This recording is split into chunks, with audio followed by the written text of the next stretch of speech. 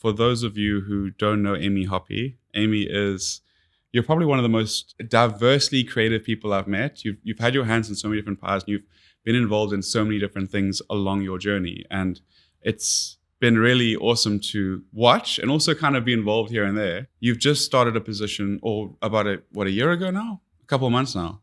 At PGA. Yes, at PGA. 1st of November. Amazing. So 3 months in. That's brilliant. Yeah. But you've been involved in so many different businesses along the line.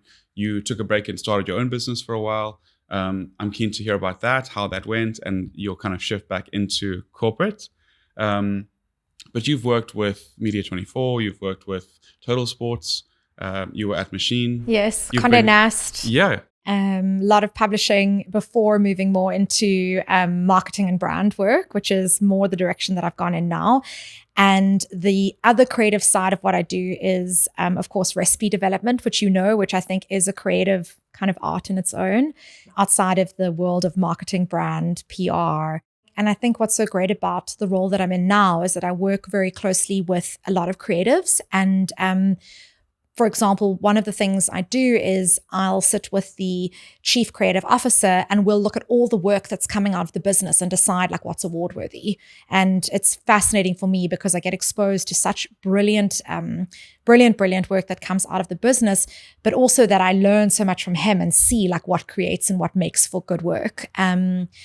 And of course, there is a creative side to marketing and brand management, but it's also a lot of PowerPoints and Excel sheets and strategic thinking. And so although my background is classically creative writing and then copy editing and copywriting, it really morphed into where I am today because I have a passion for understanding brand and brand growth and brand development and then the marketing of that brand. But essentially, marketing for me will always come down to what the brand is. 100%. I couldn't agree more. I've noticed that you've always managed to maintain this very strong personal brand throughout your career, and I would imagine that that's been a bit of an asset to you as you've built your career and as you've taken certain steps.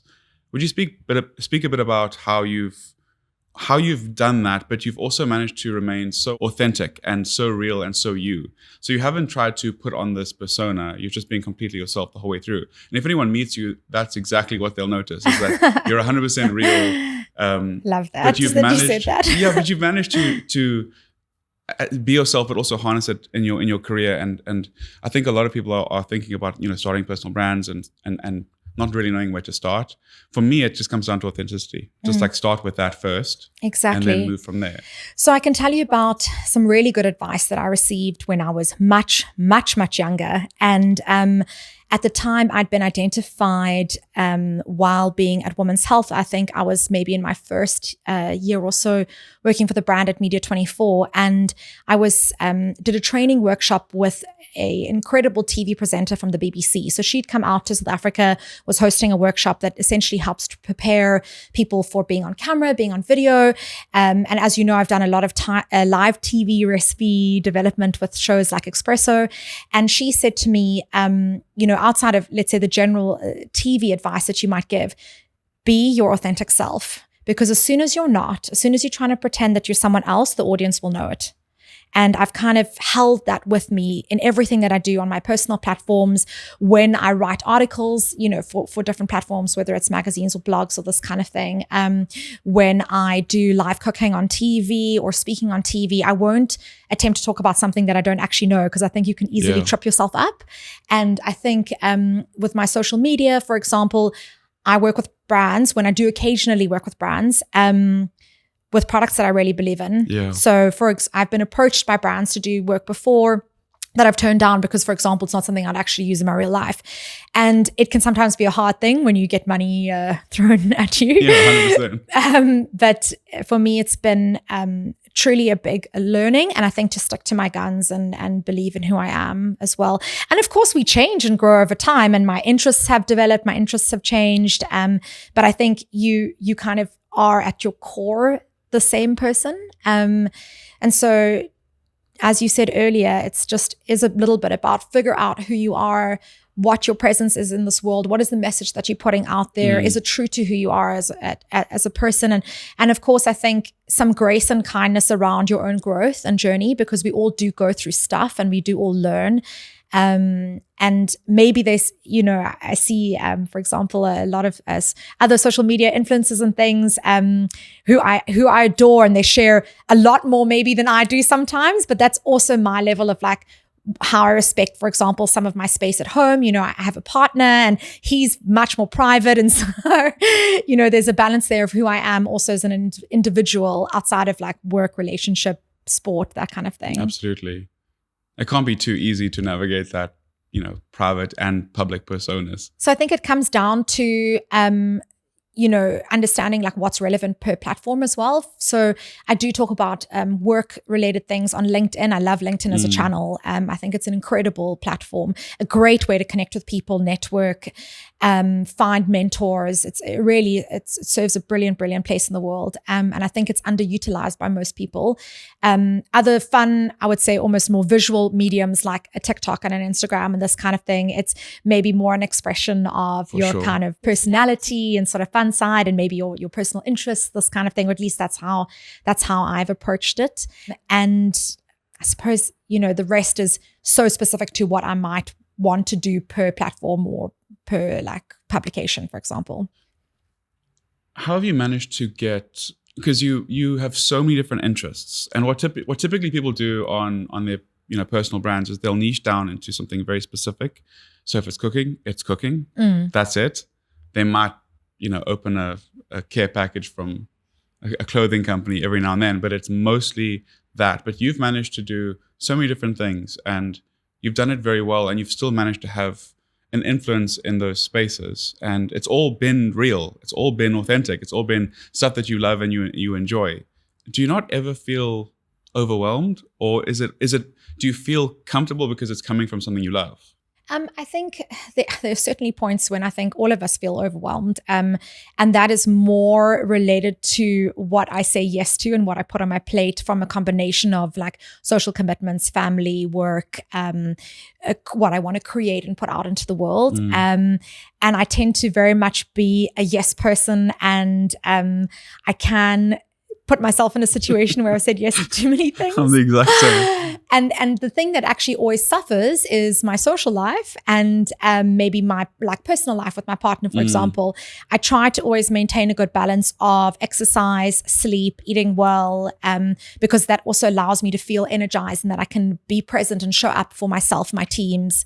But of course, when you do have a lot of workload or a lot of creative asks, and a lot of the time that doesn't always just come to you. So for example, this morning I was doing a run. I think I did like 14 Ks, beautiful sunrise. And I never run with music or a podcast or anything. And that's partly because of safety, as a woman running on her own in South Africa, but also because I use the time to think and to process. And I came up with a bunch of ideas this morning while I was on my run. And I thought, oh, it's so great because now I feel like stimulated and excited to create something new. And I think not all of us allow ourselves the time to be with ourselves and our thoughts. Whether you're doing a meditation practice, that's amazing. Or perhaps there's another kind of sport you do like swimming, you're alone in the pool with your own thoughts. But I think having the space to have time to reflect and process and think is really important. And prioritizing, I don't want to say that I'm always so good at it, but in my old schoolness, I like always physically writing things down.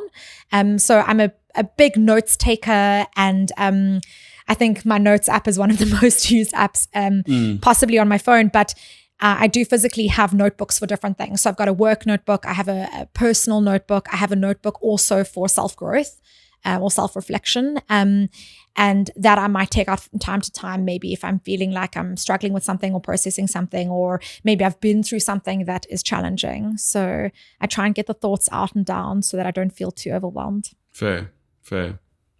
I want to just go back to personal brand. I know that a lot of people are trying to start their own personal brands, and if you could give like a tip, just one tip to a young creative or young entrepreneur maybe even a young female entrepreneur, what would that be if they're just trying to get going and they're trying to start their personal brand without really knowing what is the most important thing to focus on? What would you say would be your piece of advice that you could share with them? So I think, and sorry, I didn't answer this fully to your question before, but I think the first thing is to go, right, what is the purpose of this? So if your purpose is to only become famous, then that's more complicated. If your purpose is to give something to the world, that's different and a lot easier to define. So let's say your skill set is that you're particularly funny. You're an inner stand-up comedian and you've got a lot of funny stuff to share. Sit down and write scripts. Like, figure it out. Watch a lot of stuff, learn from others. But identify first what is the thing that you're putting out in the world and why. Because I think that will always inform your content that you put out and how you view your brand and how you build your personal brand. Potentially you end up becoming a brand and a product. So then, let's say that you're a foodie and you love cooking, and I'm saying this because it's something that I do, so it's easy for me to speak about. But maybe your thing is you go, I love recipes. How are my recipes different to others? Well, my thing is I do gluten-free, dairy-free. I now do plant-based. Okay, so plant-based and alternative ingredients is my niche. Okay, great. So let me then identify some core recipes or topics maybe that I even want to talk about, maybe interviews I want to do with other people that all form around this identity and this kind of brand that I want to build for myself, but also what I want to create and put out into the world. And then perhaps that eventually builds into you having, it could be anything from like a meal box delivery that you start, in your garage, and that becomes to the level of a You Cook or a Faithful to Nature type business, or so I think there's a lot to work on, but your foundation needs to be fairly solid to figure out what it is that you want to put out in the world and who you are as a person and how your offering is different to someone else. You have a way of kind of thinking quite big. Even just now on that very simple question, you kind of look towards the growth side of things. And I wanted to ask about your having started your small business on your own, but you've still got such a strong kind of grounding in larger corporates and kind of big B2C companies. How did that go? How did you do your small business going and having to market that and actually get that off the ground? How did you cope there when you've got such a great foundation with large scale growth? Because it's not very easy to do small business and know how to do that. And then also, you've got like a very strong adaptability there between those two areas. I am a highly adaptive person. I have done a number of these, whether you call them like personality assessments or kind of profiling. And one of the strengths that I have is I'm highly adaptive. And I think that it has stood me in good stead. I mean, we all have our strengths and our weaknesses too. So there are other things that I need to work on constantly. But what happened was I was really placed in a situation when the pandemic hit where I had to think on my feet and think of alternatives. And I guess I'd already started thinking about a direction that I wanted to go in and had already started. You see industry trends, you take note of patterns in behavior, development, technology. And I realized that while my background in publishing was super strong and something I loved, and I'm still a big fan of like the written word and publications in their various forms that they've developed into now, but I had noticed that I wanted to upskill myself to learn more about brand and marketing. And so I did like a digital marketing course, I did events management courses. So there are ways to upskill yourself along the way, no matter where you are and what you're doing. And actually a lot of the time, whether you're in, for example, a corporate environment or you're working for a company, there's so many things you can do online now, so easily. There are free things you can do, spend a good amount of time, even with OpenAI, the possibilities are endless at the moment. I think when I was a young person, going into university to begin with, there was just such a limitation on what we had access to. And I think now what's so incredible for young people, finishing school and kind of going into the world is that there really is open connectedness and possibility in such an extraordinary scale if you are willing to research and take it on. So I think the first thing is that kind of helps maybe the adaptability or moving from one thing to the other.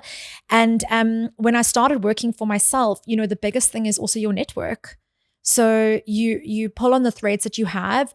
Relationships are the most important thing throughout businesses, because it's not so much about going, I didn't grow up with a network. I didn't grow up in that like Joburg Finance Seed. Now I've got all these people. So I was a Limpopo girl. I had not, like I didn't have a network. I moved to Cape Town. I knew nobody. I moved here alone when I was 17 and didn't have a single friend. And I made it all. And I think the thing is, it's not about going, I need this background and this network. It's about going, every time you interact with people and every time you meet someone, every manager you work with, any person you connect with, you may work with them again. They may recommend you to someone else. Be a decent person, be empathetic, be open. I think the biggest thing is being open to learning, and don't be cocky. Like, you never know when someone can put you forward, someone's going to come back into your life.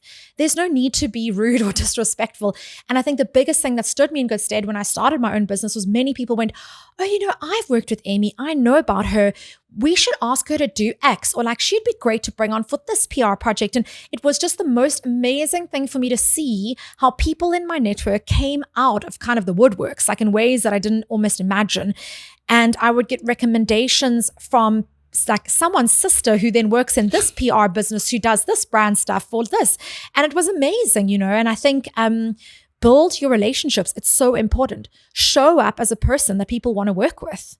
It sounds so basic, but it's so true. It rings true all the time. And I think, Matt, this is even for us, we've met over the years and we keep connecting. And for me, it's such a valuable relationship every time.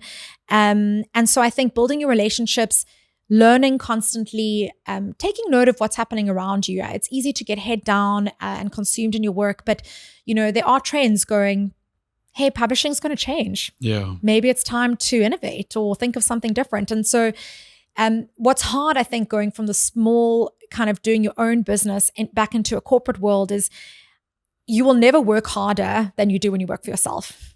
Like, yeah, you basically work nonstop. Basically, no one will understand that unless you work for yourself. And my partner also launched a business in lockdown. So the two of us were constantly in this mindset where it's everything revolves around work. Every opportunity is potentially a work opportunity. So it's tough going. And I think you need to set boundaries. And I don't want to say that I figured it all out because it is very demanding. And I was then approached to move into this world of advertising, marketing, and communications via work that I'd done freelance and contract. And so recently this incredible opportunity came up, and I was approached directly by the CEO of the group and the chief people officer, and I'm really excited about the new role that I'm doing. And I have a little bit of imposter syndrome, which I think sometimes happens when you feel like you're taking on a big role. And I think self-doubt is something that I struggle with from time to time,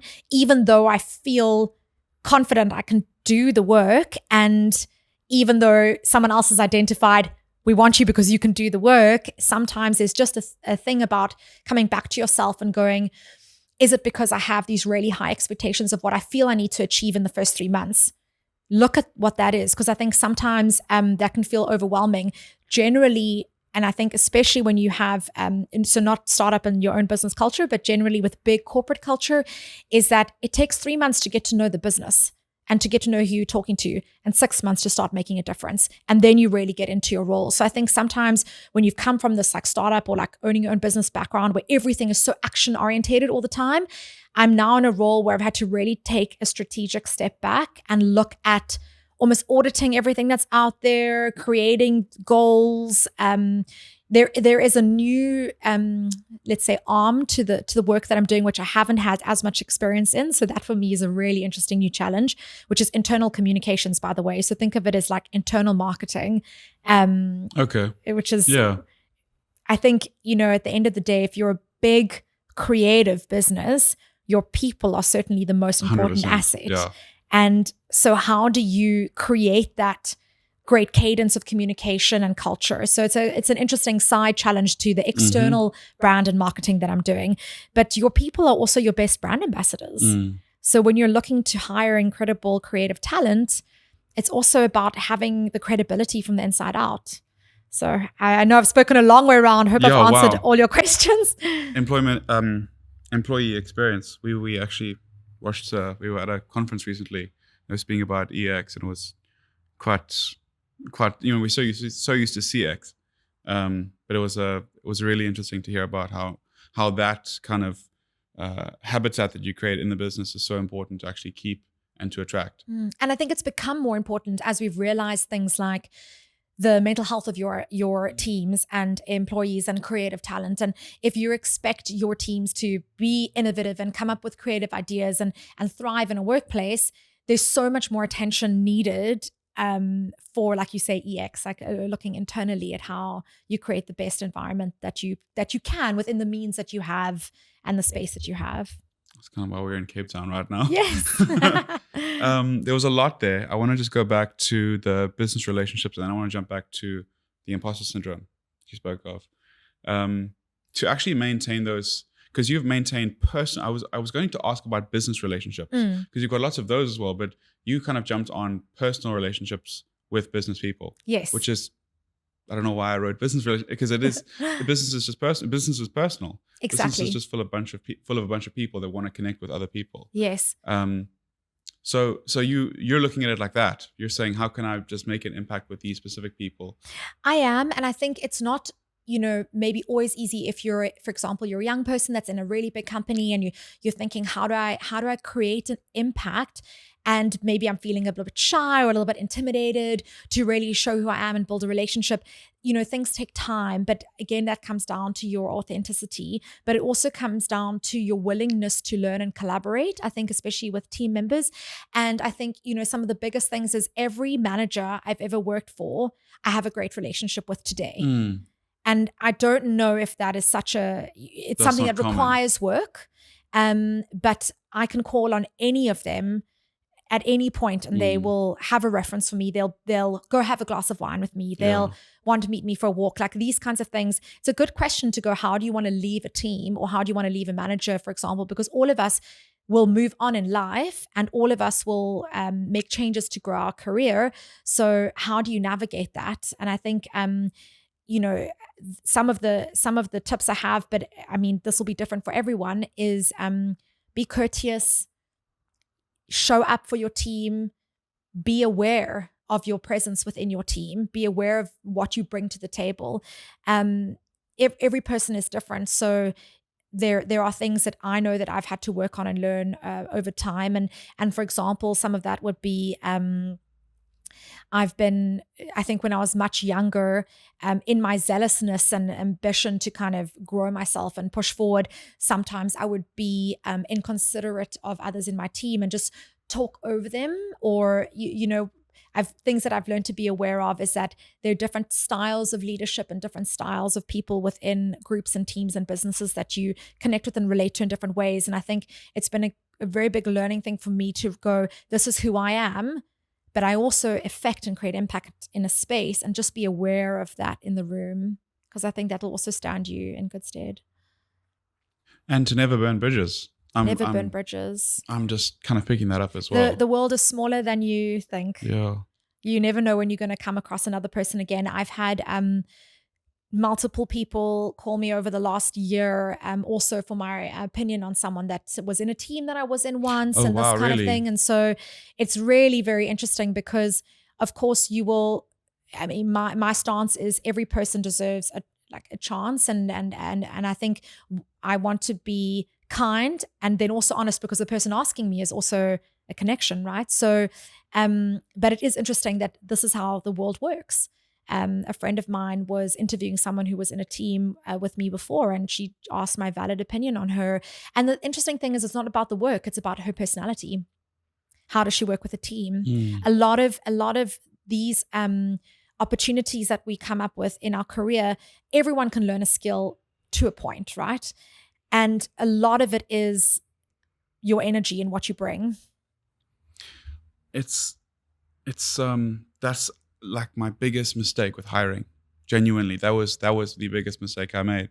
We hired based on skill and not on personality and not on energy. Which is so impossible. It's impossible to quantify energy. how does the person feel? What is their vibe? Exactly. It's such a millennial way to hire. It is. But it's, you can teach anything. Exactly. Almost anything, besides maybe like being a doctor. Like, you know what I mean? The long teaching cycle.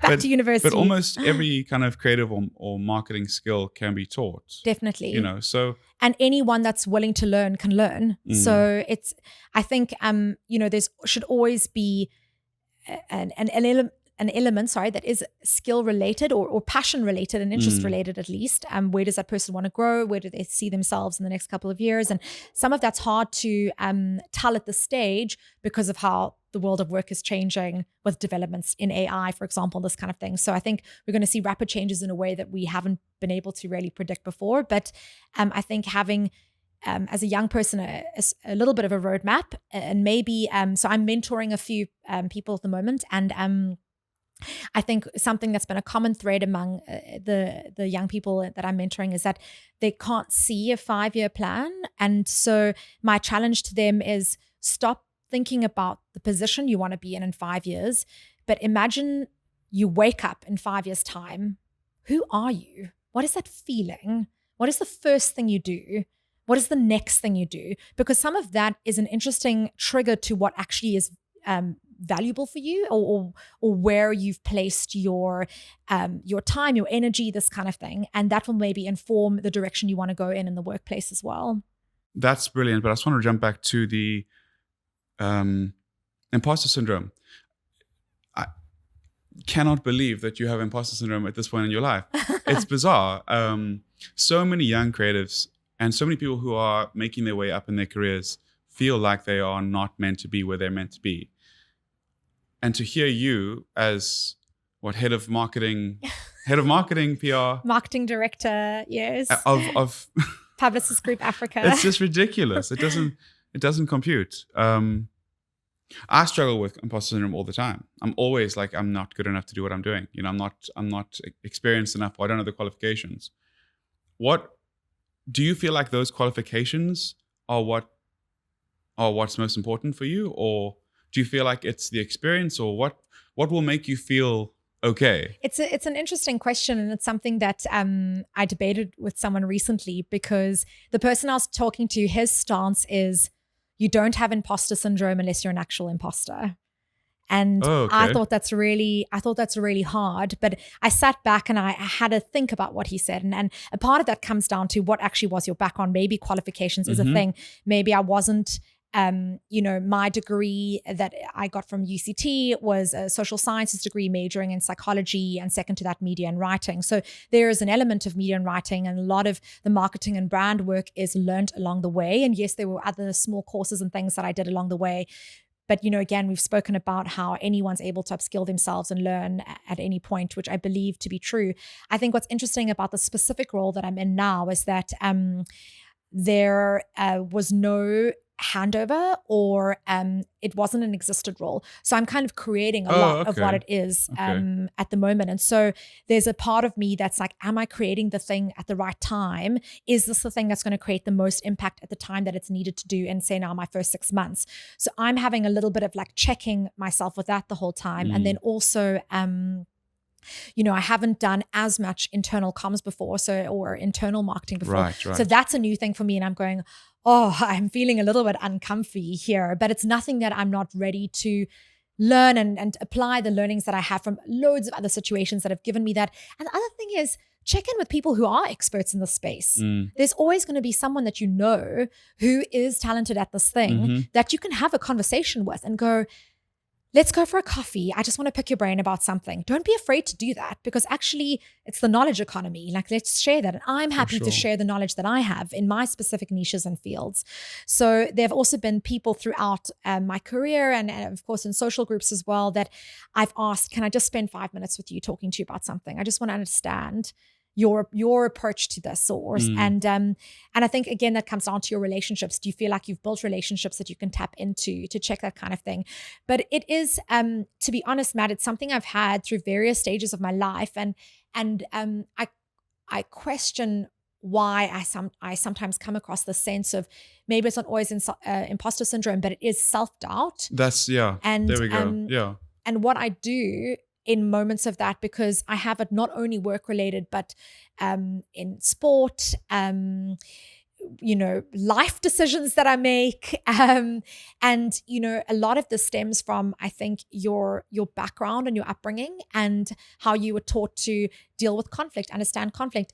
Are you a risk taker? Are you not? And so much of that is like pattern behavior that you learned when you were quite young, and what you saw as your parents or your grandparents or whoever might have raised you. I had a complicated background where my biological father and my mother divorced when I was 2, and I was basically raised by my grandparents. And my biological father then died in a car accident, and my mom remarried. I had a stepdad, moved around quite a lot. So I would say that I came from a fairly like unstable background. And I think sometimes this causes me to question or be a little bit more risk averse. But then there's also part of me that's super impulsive. Yeah. That I'll go, I'm signing up for this mountain biking race. Have I trained enough? I don't know. I'm going. So, it is interesting. And I don't have all the answers for you. No, for sure. But what I do in moments of self-doubt is call on a person who's worked with you and knows you and go, I'm really struggling with this. And they'll say, but you've got it, Ames. You know what you're doing here. Sit down and maybe write out the problems that you're specifically struggling with. Identify what's giving you that sense of feeling, because some of it isn't maybe the content of the work, but it's the tools that you have to do the work. Or it's a very foreign environment. For sure. Or it's a new colleague that you're working with, and now you're suddenly questioning how you are in that space. So I think there's a lot to consider outside your actual like physical or skill set that you can bring to the table. Yeah, I mean that environment is it can be a huge factor when people start speaking with massive jargon, unnecessary jargon. It makes everyone self-doubt themselves. Like, I just can't stand that. And it's so because I've changed industries, and let me tell you, there is marketing and advertising jargon that I've had to look up after a conversation. What is that? And why do people speak like this? And it's almost such a behavioral specific thing. But then actually what I'll do is I'll say to someone then quietly, maybe often, can you explain this to me actually? What does this actually mean, and how does this actually work? And then you sometimes realize that they've also been using terms and they have no idea what it means. Graphs and formulas and things. They're like, but it's the thing. And you're like, no, what does it mean? and so you realize like everyone's actually just trying to figure everything out as well. And then, but don't be afraid to ask questions. Figure out the right platform for the questions though. So maybe it isn't in the middle of a meeting that you've just arrived in. Take some notes, find a person that you can trust, or like a person that you can go speak to them about that afterwards. Like, what does this actually entail? Like, how can we move the needle here? What does this actually mean? And I think also asking the questions shows that you're curious and you really want to learn, and that you actually want to solve the problem at hand.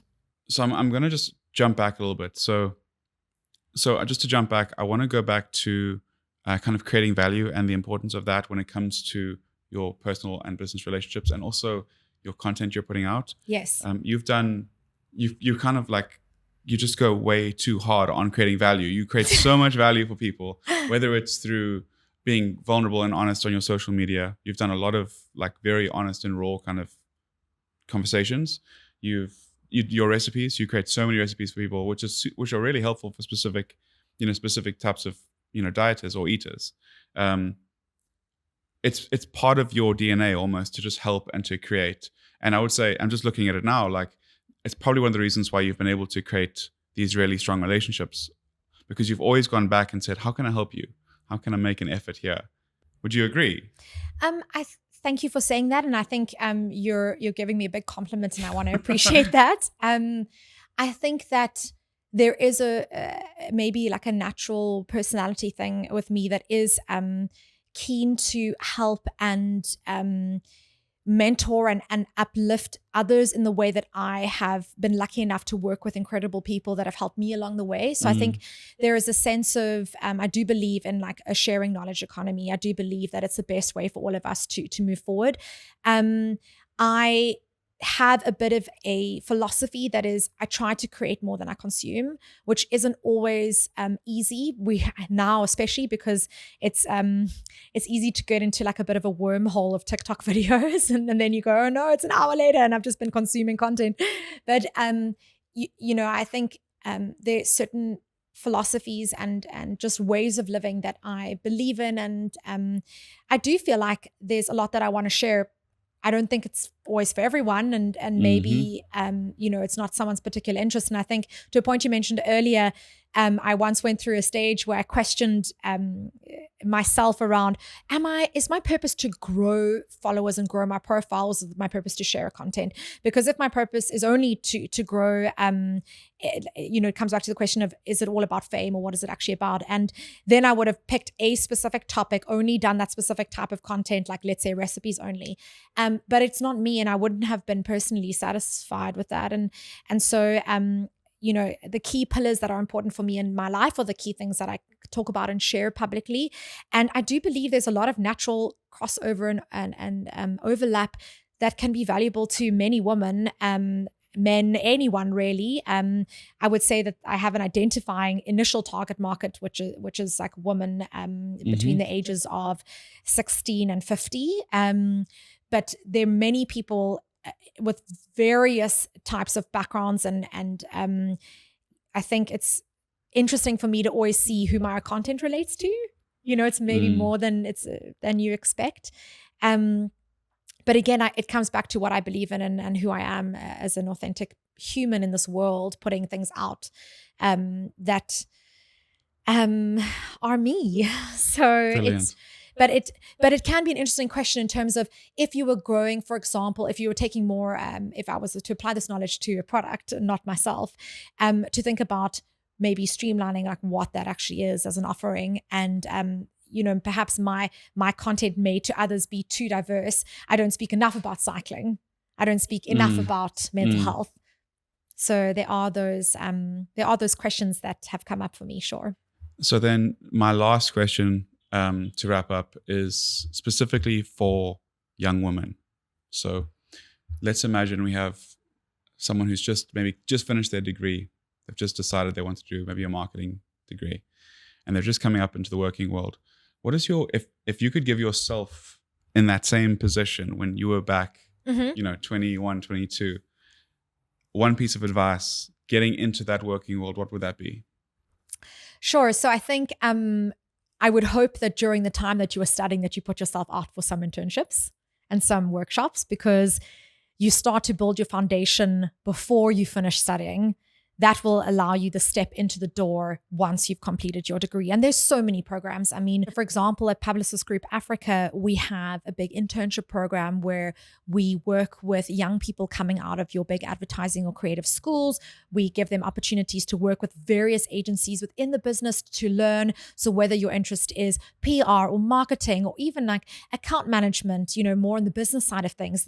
And loads of companies in South Africa have these opportunities. So I think it's about investigating those while you're still studying.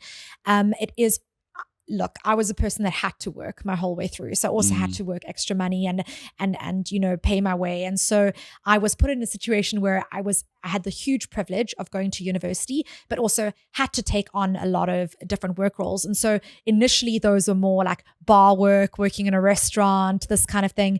But I was doing essentially a very junior part-time role at a newspaper back in the day, because newspapers were still a thing. And this newspaper doesn't exist anymore. I did the same thing. It doesn't exist anymore. And they actually offered me a job when I finished studying. It wasn't what I wanted to do, but it was more on the sales side versus the creative side. Okay. And so it was a very interesting learning for me already, that if you've built that initial cadence, communication, connection with a business or individuals within a business, that you allow yourself this opportunity.